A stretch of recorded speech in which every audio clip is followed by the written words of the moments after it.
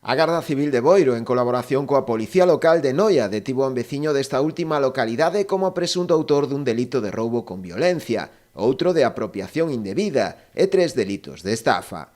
Segundo informaron fontes do Instituto Armado, a investigación iniciouse tras a denuncia presentada por unha veciña de Rianxo, a que supostamente enganou, facéndose pasar por instalador dunha compañía eléctrica.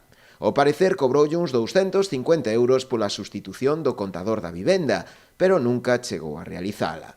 Durante a investigación os axentes puideron comprobar como o agora prendido tiña tamén pendente unha denuncia dunha empresa de alugueiro de vehículos en Santiago por apropiación indebida, ou non devolver o turismo alugado.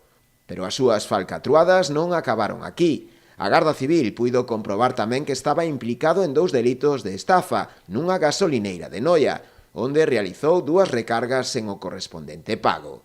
Por último, comprobouse tamén que foi autor dunha agresión na rúa, en Noia, a un veciño da localidade, o que golpeou en reiteradas ocasións ata lograr sustraerlle o diñeiro en efectivo que portaba.